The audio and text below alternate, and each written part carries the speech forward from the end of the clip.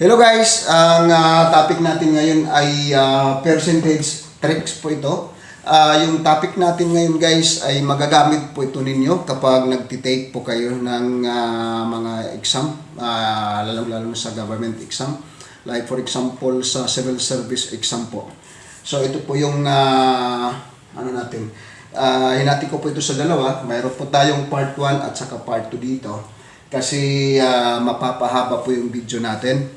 So, yung part 1 po natin ay mayroon tayong example 1, 2, at saka 3. Kung saan yung percent po natin ay unahin na muna natin yung madali.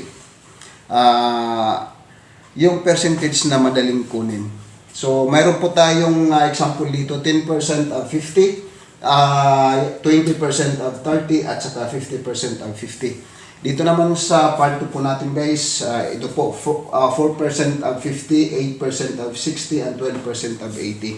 So ulitin ko po guys, unahin po natin ang part 1. So dito sa example number 1 po natin, para makuha po natin yung 10% of 50, ito po kasi yung pinakamadali. Ito po yung uunahin po ninyo pagkuha po ng 10% of any number.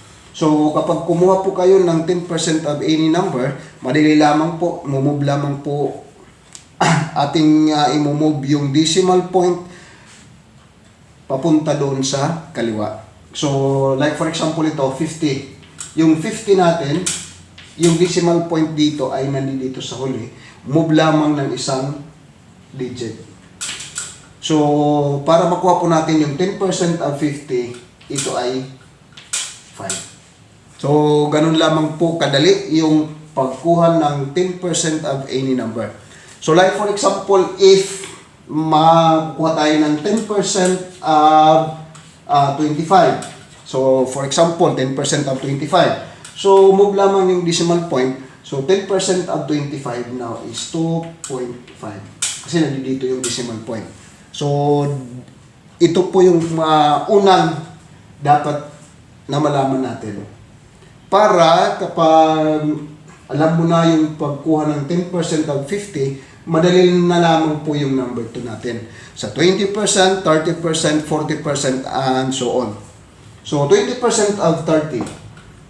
Yung 20% of 30, uunahin muna natin kunin. Kasi 20% po ito. Kunin nyo muna yung 10% of 30, which is equal to 3. Di pagkatapos, dahil 20% po ito, ita-times 2 na lamang po natin ito para maging 6. So, ibig sabihin, the 20% of 30 is equal to 6. So, ganito lamang po kadali yung pagkuha ng percentage ng ganito.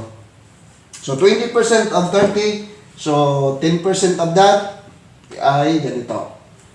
So, pwede mo namang yung may isang process po dito na i-apply po natin dito sa part 2. So, sa part 2 na po yan.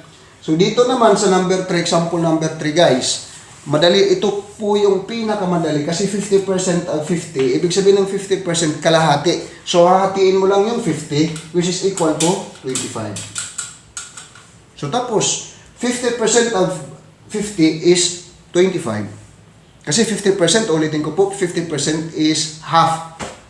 So, ganoon lamang po kadali yung pagkuha ng tinatawag nating percentage.